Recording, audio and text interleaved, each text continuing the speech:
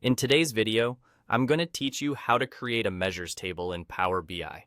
By the end, you'll have a clean, centralized place to keep your calculations organized, which makes building and maintaining reports much easier.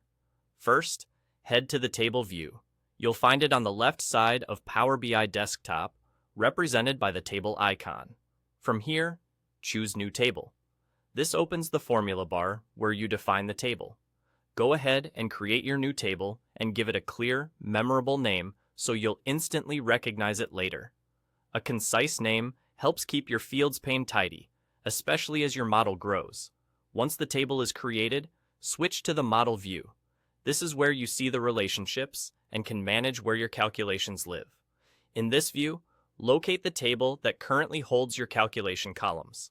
Simply drag and drop those calculation columns onto the new table you just created.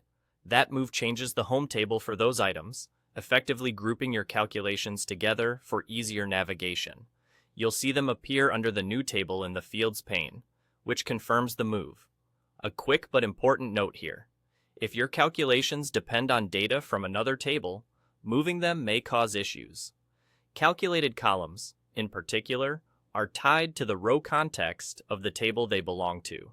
If they reference columns that don't exist in the new table, or if the relationships don't support the same context, the logic can break or return unexpected results. If that happens, undo the move or adjust the calculation so it properly references the data it needs. The goal is organization without sacrificing correctness. After moving your calculations, give your model a moment to recalculate. Keep an eye out for any error indicators in the fields pane, and quickly validate a couple of visuals or a simple table to make sure everything still evaluates the way you expect. A short check now can save time later, and that's it. You've created a measures table and grouped your calculations in one place, making your model cleaner and easier to maintain. Keep naming consistent, move items thoughtfully, and always verify dependencies when you reorganize. Thanks for watching, and I'll see you in the next one.